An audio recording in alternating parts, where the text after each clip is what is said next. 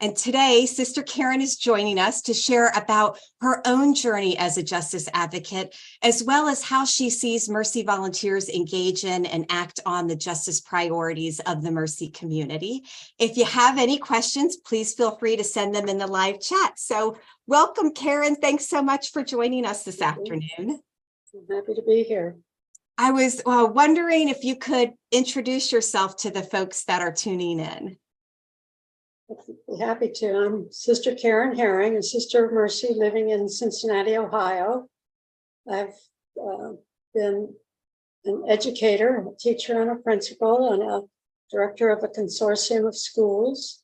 I've worked with Mercy Volunteer Corps for many years, both as a regional person and as a support person now. I've worked with our Mercy Associates for many years. We have a local statewide, Ohio statewide group of sisters and lay people from multiple congregations. We call ourselves the Ohio Sisters Justice Network. And we meet monthly now by Zoom on the first Friday of the month to work on statewide issues. And we also have a local Cincinnati group of justice workers from other communities, and we meet on the first Thursday of the month. So there's multiple opportunities to engage in justice work. I also work at Mercy Neighborhood Ministries part-time as a protective payee, which means that I have clients who need help paying their bills and managing their spending money. We have a food pantry there and education programs. So there's multiple ways for me to be involved, as well as in my parish. Oh, we have a bit of a frozen screen. Oh, there we go. Yeah. So I'll keep you busy for sure. I was wondering, Carren, if you could talk a little bit about your journey. You joined the Sisters of Mercy at a time when the community maybe didn't articulate its commitment to justice in the same way that it does now, perhaps prioritizing different aspects of religious life. Would you share a few formative moments in your own journey on of becoming a justice advocate? Well, I think it started at home, watching my mother have a passionate concern for the unemployed and underemployed, those who are poor and near poor. Her whole career was dedicated to the credit union movement. So I watched her and say to the neighborhood, we are not moving, when the neighborhood started to be integrated and many white families were leaving for the suburbs. So I saw it at home. I entered the Sisters of Mercy after high school, and our schools were often in urban inner cities areas. Catherine McCauley founded the Sisters to give employment and education to women and girls who were living on the streets or in hovels. So, and we would take food to people in the neighborhood, visit the elderly in their homes. So all of that was in addition to our work in the schools and hospitals. So then after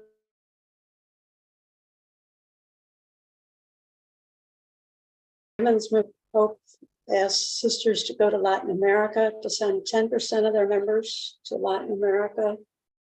So it was a call from the church, as well as increasing needs in society, that led the Sisters of Mercy to gradually leave schools and work in social service agencies. So it took a number of years, but as we realized that other people could do what we were doing in schools, there were plenty of qualified lay teachers, because when I started, well, it was before my time. You didn't have to have a teaching degree to go into the schools. And the Catholic schools were mostly staffed by sisters. And that all gradually began to change after Vatican II and after women realized that they could serve without being a sister, they could serve as lay people. So as my consciousness was raised, just by reading the newspaper or watching the news, to see war, violence, divorce, youth that were incarcerated, to see, just being alert and aware, you see the need out there. So people started following where their passion was leading them to meet unmet needs.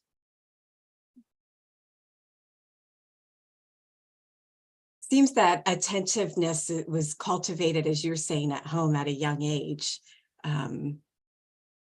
I'd say that just to be aware of the needs, to be able to see the suffering in the world. I'm wondering now where you feel kind of most drawn. I know you mentioned several of the committees that you're engaged in, and I know, different works, Mercy, that keep you busy. So, where are you feeling drawn now? What justice issues and why? Well, my passion is the environment. It's a little hard to know how to address that issue because it's so global.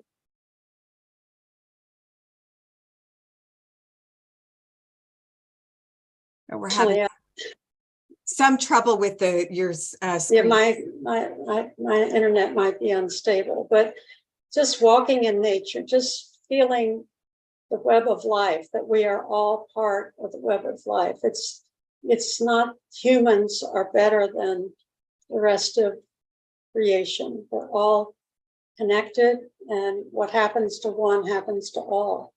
So I think I express that by trying to live a simple lifestyle and wherever I can, advocating for the environment.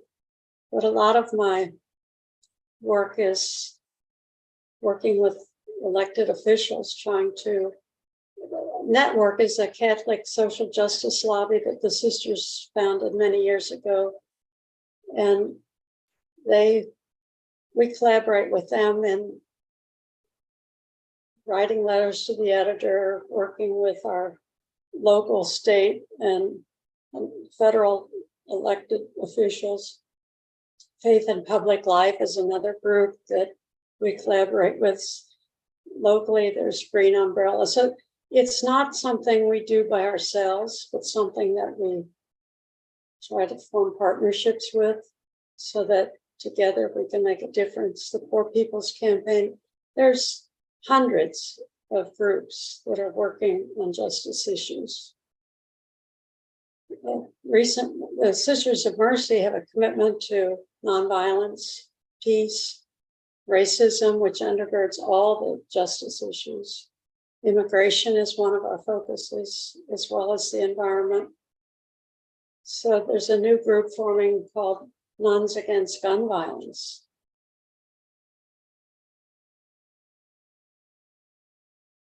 Which is intercommunity. So, and nobody can do everything, but we can do more together than we can by ourselves. So I guess the environment is my personal passion, but I'm active in anti-racism. In Ohio, we're very close to eliminating the death penalty, and we're working hard to have the Senate president bring it to a vote on the floor because we're certain the votes are there to end the death penalty. You don't have to scratch the surface very hard to find that many people have been unjustly convicted. So that's a sample. So you're talk about like living a simple lifestyle and your own personal choices, but then also that sense of collaborating with others to affect change on a, like you said, Right. local, city, state, and so nobody can do everything, but everybody can do something. Yeah. So it's, what is your level of awareness? How has your consciousness been raised? Do you see? We had a Mercy meeting not too long ago, and there were sisters from South America there. And to hear them speak passionately about how mining and extractivism is damaging their water, their land, and the people. The people are not benefiting. They're taking these minerals out of the country, and the people are still poor. So if you take off your blinders and see what's so obvious around you,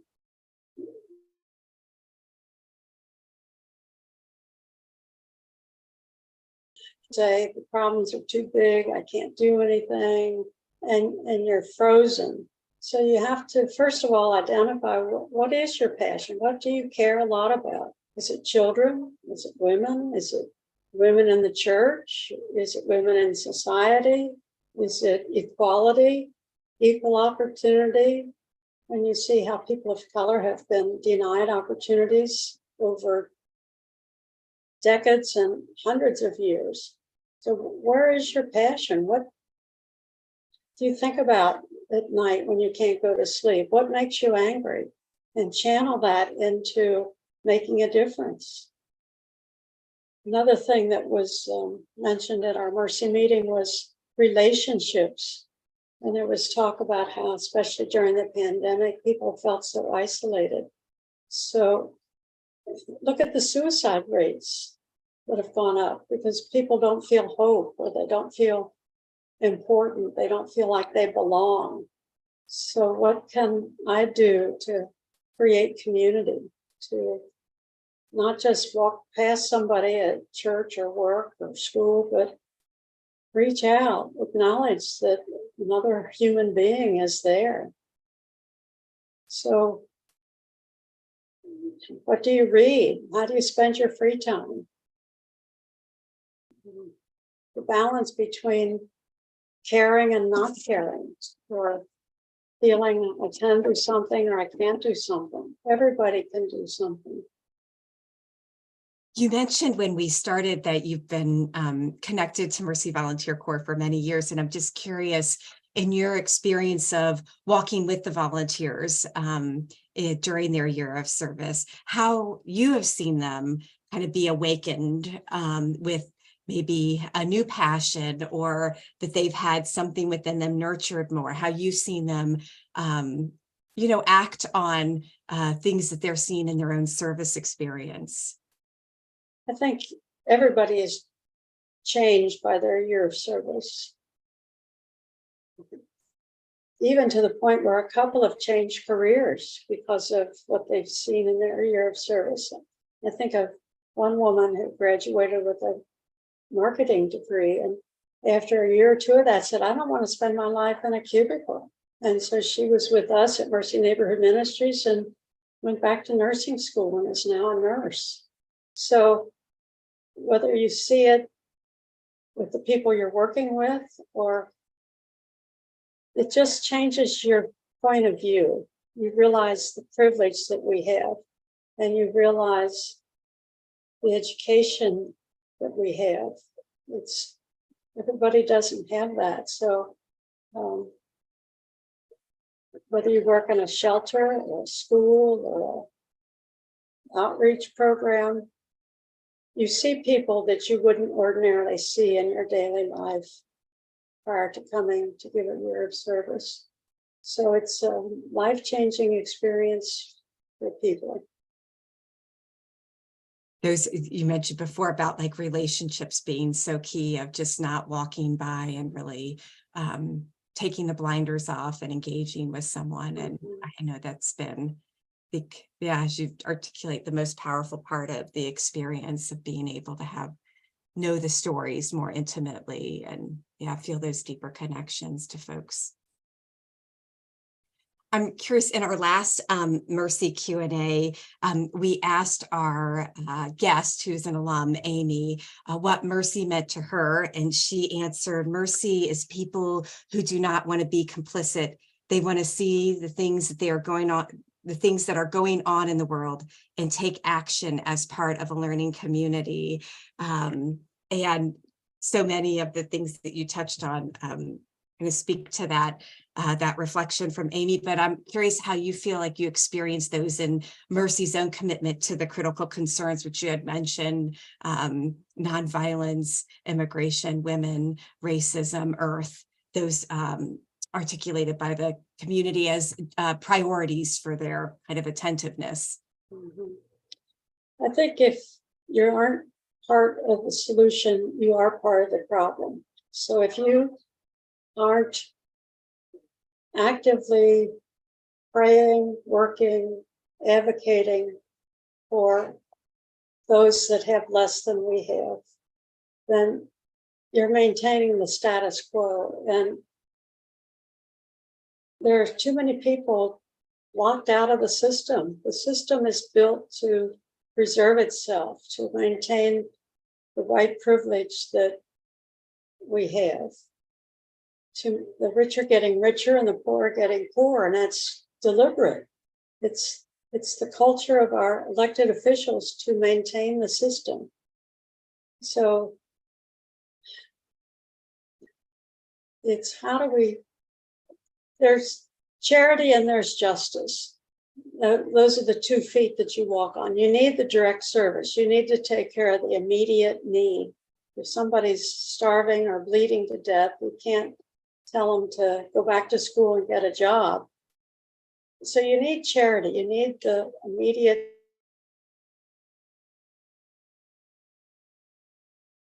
service, but you also need justice. You know, what's causing people to migrate?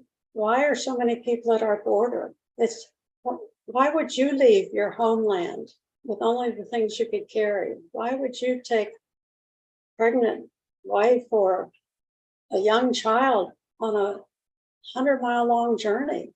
Not for fun. It's because you're desperate, because you're fearing for your life, or you can't grow food to eat. So looking at the causes of the imbalance in our society and what can we do to live simply so others simply can live. That's one slogan.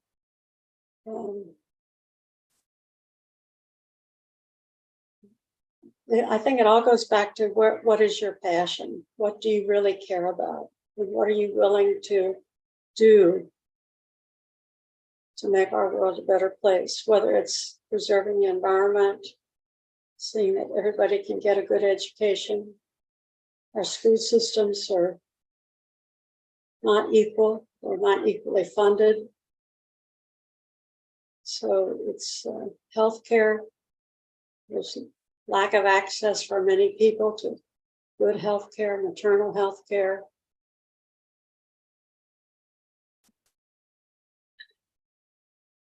It can be overwhelming, but we just take one step at a time. If charity is your passion, get out there and work in the soup kitchens, donate to the food pantries. If you're more interested in changing the systems that cause the inequalities,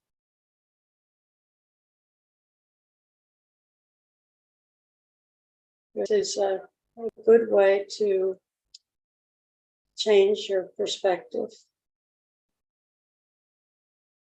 As we wrap up our conversation, I'm wondering if you would just maybe, and shared this, but just maybe talk more specifically to why should someone serve with Mercy Volunteer Corps, especially as it relates to maybe a person who is really looking to cultivate their passion, cultivate a commitment to justice issues? Well, it gives you a pause from your normal path that you're on and puts you at a fork in the road to show you, do I want to keep on the path I'm on or do I want to change? It's a chance to give back. I so appreciate, Carren, the like if you're not doing something, you need to do something. If you're not doing something, you're part of the problem. And so just, and what keeps you up at night? And that's some indication of like what's deeper, what's a deeper calling there for you in terms of being active. And I've always admired the way that you've answered that, and so appreciate you being a model for our volunteers in that. And so just want to thank you for joining me this afternoon for a little conversation about justice and sharing, part of your journey and some really great ideas and some great organizations that if people are interested can look into. And just want to thank everyone who has been part of our audience and listening this afternoon. And to remind you that we are currently accepting applications for service beginning this August. So get those in. Applications are accepted on a rolling basis through our website, mercyvolunteers.org. And if you have any questions, would like to talk with a Mercy volunteer, perhaps Sister Carren, you can reach out to us at recruitment@mercyvolunteers.org. So thanks again for tuning in and have a lovely afternoon.